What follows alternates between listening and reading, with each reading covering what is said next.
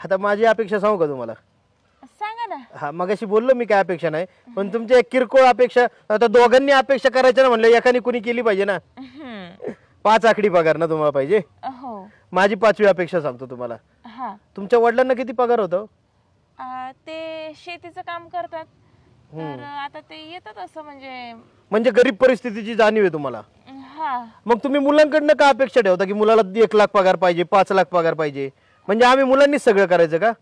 अहो, पगार कमी असू नये, पगार पोटा पाण्यापुरता पाहिजे. अहो, तुमच्यावर जर एवढी अपेक्षा आहे ना, तुम्ही म्हणा ना मी पण काम करू लागते, दोघं मिळून कमवू.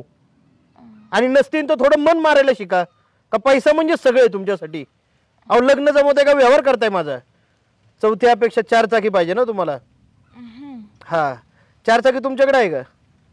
नाही. आमच्याकडे पण नाहीये. आमची घ्यायची आहे पण ते तरी घेत नाही आम्ही, कारण की आमच्या वडिलांना गरिबीची जाणीव आहे. आम्हाला तो काही वेळा फाजील शौक वाटतो. हा, आमचं कुटुंब मोठं असतं तर घेतली असते आम्ही 4 चाकी, पण गरज नसताना कधी फाजील शौक केले नाही आम्ही. आणि 3 BHK फ्लॅट पाहिजे तुम्हाला.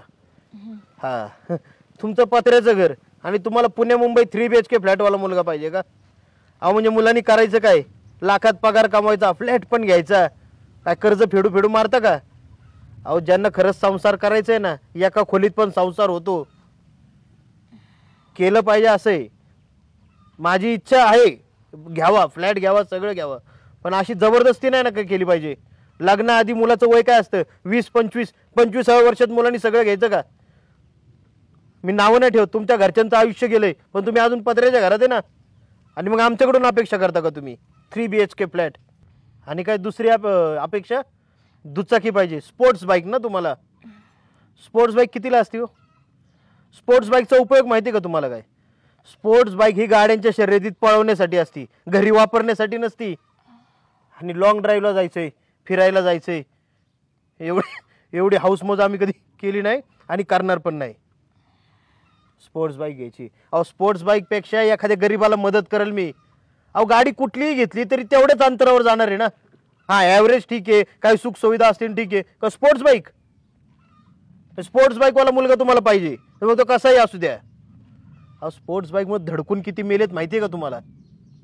मी नावं नाही ठेवत, फक्त तुमच्या अपेक्षांचं सांगतोय तुम्हाला उत्तर. आणि काय, मुलगा एकुलता एक पाहिजे. एकुलता एक असणं खूप चांगलं वाटतं का तुम्हाला? तुम्ही 4 भावांचं कुटुंब आहे म्हणून तुम्हाला कळत नाही. वडिलांना पण भाऊ बहीण आहे. एकुलता एक माणसाचं दुःख काय ना मला विचारा. आहे का मला राखी बांधायला बहीण? वडील पण एकुलते एक होते, आहे का त्यांना? मला आत्या आहे, माझ्या मुलांना तरी आत्या राहील का? नातं काय राहतंय का आमच्या घरात? ना मी कोणाचा मामा, ना मला कुणी आत्या, ना माझी मुलांची कुणी आत्या. अहो, नाती तुटायला लागली ह्या एकुलते एक पानामुळं. काही दिवसांनी मुलांना आत्या म्हणजे काय कळेल का? मुलगा एकुलता एक पाहिजे. मामा कळेल काही मुलींना काय असतो? आणि आई वडील नाही पाहिजे तुम्हाला ना. अहो, ज्या आई वडिलांमुळे मी आज जगात आहे ना, ते आई वडील जर नको असतील ना, तर असल्या मुलीशी मला लग्न करायचं नाही. तू कुठली महाराणी, राणी, राजकुमारी जरी असती ना, तरी तुझ्यासोबत लग्न नसतं केलं मी.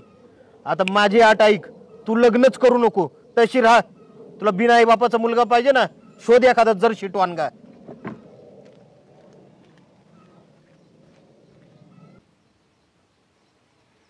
माझंच चुकलं वाटतं. मी माझ्याच भ्रमात होते. मला हे पाहिजे, मला गाडी पाहिजे, बाईक पाहिजे, 3 BHK फ्लॅट पाहिजे, चांगला कमवणारा नवरा पाहिजे. पण तो जे काही बोलला ना, ते खरं बोलला. जे काही त्याने पटवून दिलं ना, ते योग्यच आहे. मुलींनी पण सगळा विचार केला पाहिजे, परिस्थितीची जाणीव ठेवली पाहिजे.